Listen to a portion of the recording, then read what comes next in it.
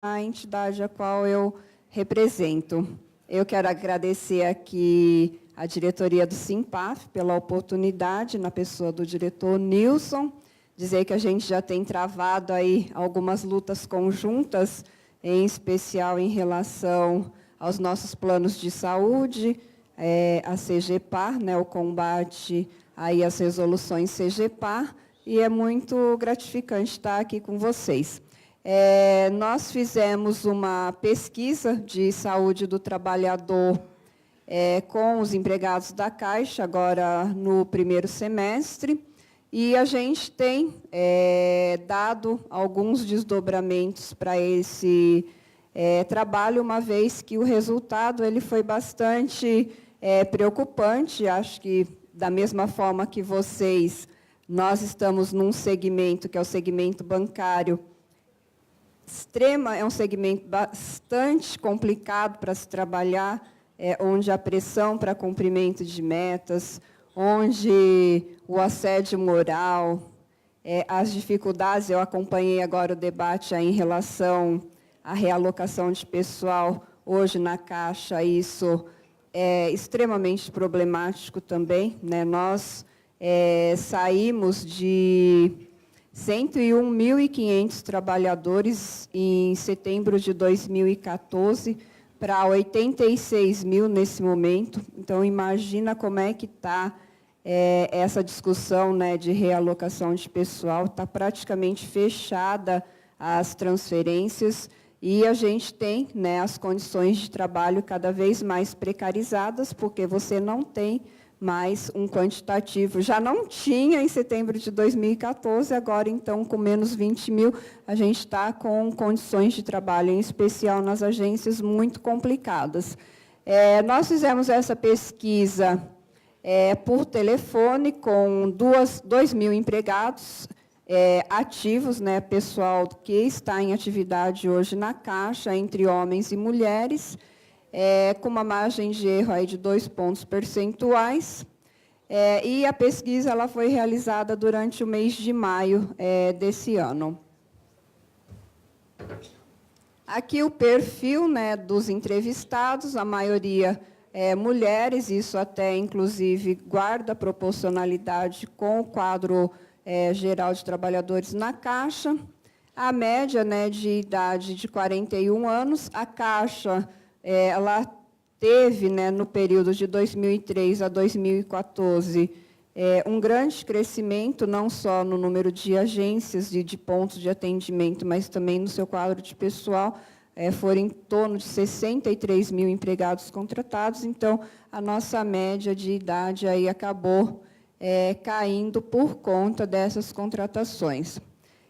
A região, né, nós temos uma grande concentração na região sudeste, né? São Paulo concentra praticamente 30% dos trabalhadores da Caixa, a região sudeste, né? E São Paulo em especial. E o ano de ingresso na Caixa, né? Uma par até 97, menos de 20%, e a partir de 98, 83%, refletindo aquilo que eu já falei, né, que o grande contingente em atividade hoje na Caixa foi contratado a partir de 2003. Aqui, um pouco o perfil, né, em relação aos entrevistados, aqueles que guardam relação com sindicatos e APCEFs, né, com os sindicatos um pouco mais, chegando à metade, e as nossas associações um pouco menos, em torno de 47%. A maioria está concentrada em agência, isso também guarda, né, relação com com o quadro geral, né? Nós temos a maior parte dentro das agências, são mais de 2.000 agências na Caixa ainda hoje, e uma parte, né, 30%, 35%, está nas áreas meio, departamento, matriz e tudo mais. A nossa jornada de trabalho, nós temos um grupo grande que faz às 6 horas, entre aspas, né, porque nós temos um contrato de trabalho de bancário que é de 6 horas, mas quem conhece bancário sabe muito bem que isso é só no papel, porque a gente tem extrapolação diária de hora extra, e tem o pessoal de 8 horas, que é o que eles chamam pessoal de função de confiança, né? Pessoal gerente geral, pessoal de preposto aí da empresa. A relação, também conversamos tanto com gerentes, como pessoas caixas, pessoas sem função de confiança. Aqui, o que a gente encontrou nessa pesquisa e que tem nos deixado bastante preocupados é que o elevado grau de adoecimento, nós temos, no caso das mulheres, né, um quadro mais agravado do que dos homens, a subnotificação, vocês sabem a dificuldade, pelo menos nos bancários, de você fazer emissão de CAT e fazer o nexo daquela doença com o trabalho é extremamente difícil. As pessoas, dificilmente o banco faz, e quando o sindicato faz, o INSS dá um jeito de não fazer o nexo com a relação de trabalho. O assédio moral, também uma questão que está presente no nosso dia a dia, em especial nas unidades, né, nas agências, por conta mesmo de pressão para cumprimento de metas e tudo mais. Podemos passar, Léo? Aqui tem um dado muito interessante. Os trabalhadores da Caixa, eles apresentam um elevado grau de satisfação em trabalhar na Caixa, né? A cada 10, 8, quase 9 indicam, né, que estão satisfeitos em trabalhar na Caixa.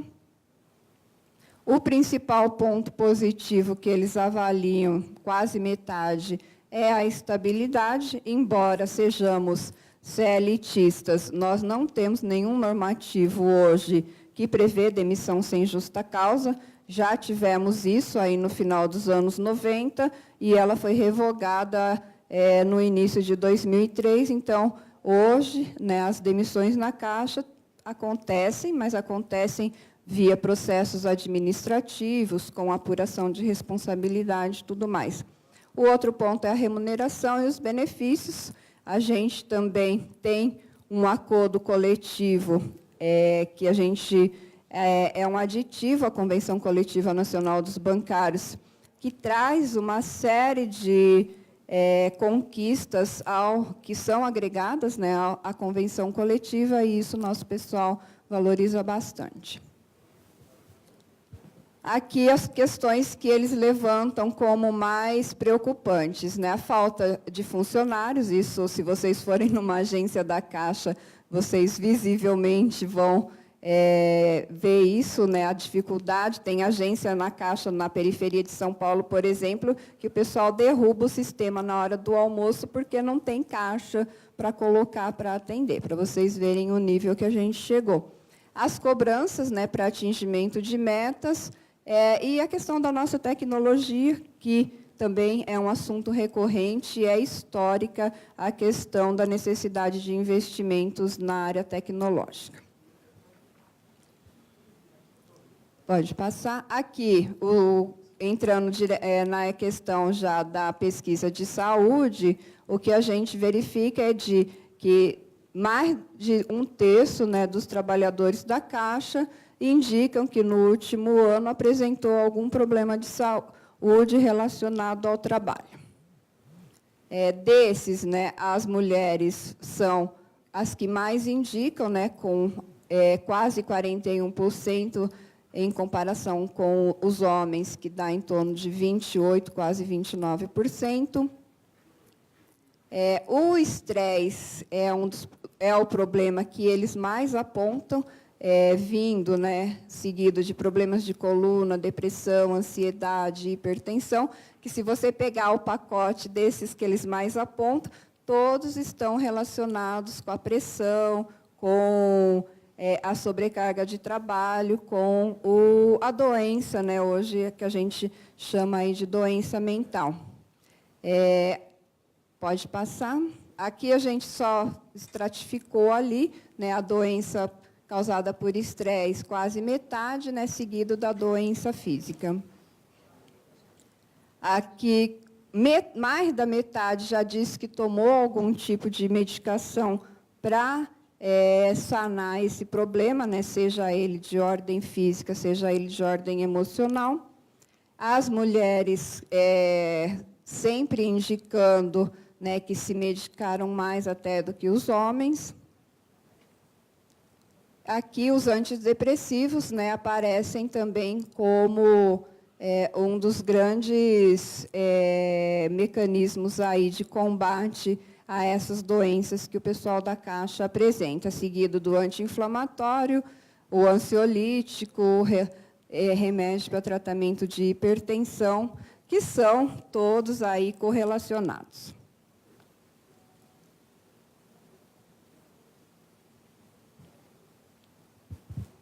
Aqui a gente fez uma estratificação por homens e mulheres, né? Então, nos homens, o antidepressivo aparece com 22,5% e o anti-inflamatório com 15%. Aí, nas mulheres, a gente já vê, né, um uso maior, né, dos antidepressivos, chegando a quase 30%. Aqui, a subnotificação, né? Nem 5% das doenças elas conseguem ter o nexo, né, com o trabalho. Então, existe uma subnotificação muito grande, né, mas quase ninguém consegue fazer o nexo e emitir a CAT. Aqui pode passar. Aqui a quantidade de afastamentos, né, 8% em média já entraram com licença por conta da doença, né, de saúde, das questões de saúde mental, sendo que as mulheres também apresentam um afastamento maior. E aí, acho que acontece com vocês da mesma forma que a gente, a maioria não faz o afastamento. Ele vai administrando essa situação até o limite, para que ele não tenha, né, nenhuma exposição, nenhuma perseguição. Na Caixa, a gente tem o problema das funções de confiança. Então, se você é um caixa executivo, se você é um analista, um gerente, né, a partir do momento que você se afasta, você começa a ser mal visto e você começa a ter o risco na perda daquela função. Então, muitas vezes a gente se depara com situações que você vê que a pessoa está ali sem a mínima condição de trabalhar, mas ela não faz a opção do afastamento para evitar algum tipo de perseguição. Aqui a média, né, de funcionários com problemas de saúde fica em torno de 125 dias, mas dentro daquele percentual médio de 8%, que é bem pequeno. Aqui os empregados da Caixa relatam, né, mais de quase 60% se dizem sobrecarregados em seu trabalho, né? Hoje a gente tem menos pessoas e a quantidade de metas a serem alcançadas é ainda maior do que de outros anos. Aqui a questão das horas extras, né? Aproximadamente 15% relata que faz hora extra com frequência. Isso porque hoje tem uma restrição absurda para se fazer hora extra. A Caixa não paga jornada extraordinária, então hoje se tem uma política nas agências de não se fazer, e mesmo assim você tem aí em torno de 15% dizendo que faz sistematicamente, né? Aqui em torno de 30% relata, né, uma interferência negativa do trabalho na sua vida, né, no seu dia a dia, inclusive na vida fora da empresa. O assédio moral também é uma situação que está presente nos trabalhadores da Caixa. Aí algumas situações, né, que eles relatam como características de assédio moral, né, encheu a pessoa de trabalho, tem a questão das metas. A Caixa ela criou um programa que é um programa de acompanhamento individual de metas, que a gente chama lá de GDP, Gestão de Desempenho de Pessoas, e que hoje praticamente todos os trabalhadores são submetidos a esse programa, e ela criou o absurdo de um contrato individual de cumprimento de metas, onde cada trabalhador assina, faz um pacto ali com o seu gestor de quanto ele vai cumprir, né? Quanto ele vai cumprir de metas naquele período. Então, transfere também do coletivo para o individual essa situação do cumprimento das metas.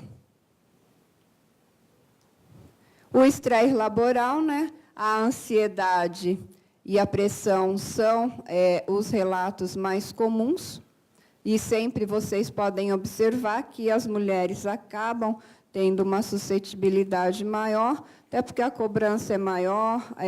Nós, mulheres, temos, né, uma característica extremamente diferente, não só física, mas como duplas, triplas, quádruplas jornadas, então isso acaba realmente impactando muito mais. O índice de assédio moral, a gente vê aí que mais da metade dos trabalhadores relatam já ter sofrido algum tipo de situação característica de assédio moral. Pode passar? Aqui, uma questão que nos deixou bastante preocupados também. Nós temos na Convenção Coletiva dos Bancários e também no nosso acordo coletivo, cláusula pactuada com a empresa para denúncias de assédio moral nas entidades e tratamento pela empresa, mas os trabalhadores ainda não conseguem ver nos sindicatos e nas associações um portal onde ele possa buscar a ajuda, né? Ao mesmo tempo, ele tenta evitar que esse tipo de coisa extrapole, né, o teu ambiente, até pelo medo, pelo receio, mas ele acaba compartilhando tudo isso com a família, com as pessoas do trabalho, mas a gente acredita que nós, enquanto entidades, ainda precisamos fazer um trabalho para se credenciar junto aos nossos sindicalizados, aos nossos associados, para combater a questão do assédio moral. Bom, registrar, então, isso no RH é quase impossível. Nós temos um canal, inclusive, previsto na convenção coletiva. A Caixa disponibiliza um canal para que a pessoa faça a denúncia, mas as pessoas não fazem, até porque sabem da retaliação e do processo que ela vai ter que se submeter para que esse assédio moral seja devidamente apurado e a pessoa responsabilizada. Então, são poucos os casos que as pessoas realmente encaram isso. Pode passar? Aqui, aproximadamente 6% tiveram conhecimentos de situações de assédio sexual. Se assédio moral é difícil, imagina o assédio sexual. Nós recentemente estivemos acompanhando um caso aqui de uma funcionária aqui de Brasília, e é extremamente difícil, extremamente constrangedor para a pessoa que está fazendo a denúncia, né? E, no fim, acaba que não dá em nada, né? Então, assim, é muito, muito difícil mesmo qualquer tipo de denúncia em relação a isso. A pessoa prefere, às vezes, tentar uma transferência, sumir do mapa, mas não faz. Aqui a questão do assédio moral, né? De cada 10, 3 tiveram conhecimento de situação de assédio moral. Quase episódios de suicídio. Nós, lamentavelmente, temos vivenciado situações de suicídio. Muitas vezes as pessoas não conseguem extrapolar aquilo, não conseguem pedir a ajuda no tempo que dê ainda para fazer alguma coisa. Nós tivemos casos aqui em Brasília, recentemente. A única medida que a Caixa fez foi lacrar as janelas do prédio da Matriz, né? Embora a gente venha insistindo para discutir esse assunto de forma séria, a única coisa que ela fez foi colocar colinha lá para o pessoal não abrir mais as janelas. No estado do Paraná, O ano passado, nós tivemos 3 sequências seguidas de suicídio, então é uma situação que está presente, e as pessoas sabem, e a Caixa finge que isso não tem nada a ver. A primeira coisa que ela investiga é o saldo bancário da pessoa, saber se ela está endividada, se ela está com problemas pessoais na família, e todos esses suicídios que a gente teve relato nesse último ano, eles aconteceram dentro de uma unidade da Caixa, seja de departamento, de matriz ou de agência mesmo. Aqui a questão do conhecimento, né? Mais da metade diz que conhece alguém que passou por sofrimento em decorrência de alguma questão de trabalho. Pode passar, acho que essa parte a gente... Assédio sexual também.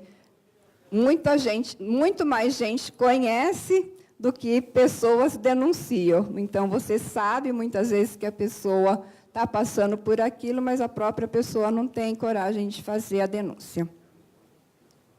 Aqui, assédio moral também, né? Mais de 30% já tem conhecimento de alguém. E aqui a questão do suicídio que a gente já viu. Pode passar. Aqui, as ações que a gente tem feito. Nós temos uma comissão de negociação que negocia permanentemente com a Caixa. Então, nós fizemos a entrega formal do resultado dessa pesquisa para os representantes na nossa comissão, para que eles façam uma agenda de negociação em relação a isso com a Caixa.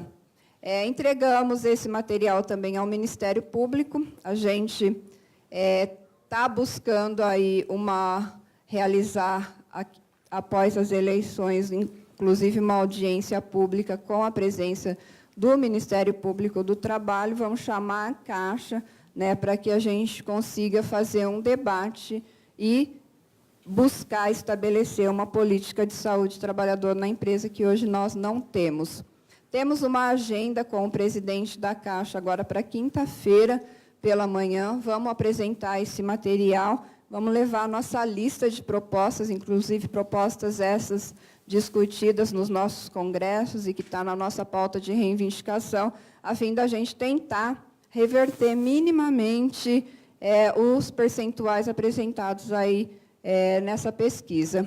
E a gente está buscando aí divulgar esses resultados na imprensa, nas redes sociais, aqui, né, com os nossos parceiros aí de luta, para que a gente possa realmente, efetivamente, traçar ações conjuntas aí, de política de saúde do trabalhador, porque eu acho que é extremamente importante que a gente tenha unidade nessas discussões, porque não basta só a gente ter o nosso salário ali, mas a gente também precisa ter condições dignas de trabalho, porque não ter condições dignas de trabalho nos adoece e adoece as pessoas que estão próximas da gente. Então, para finalizar, queria mais uma vez, Nilson, agradecer aí o espaço, dizer que a gente está super à disposição, inclusive, para compartilhar esse material com vocês e a gente poder fazer uma luta conjunta aí na melhoria das nossas condições de trabalho e de vida. Obrigada.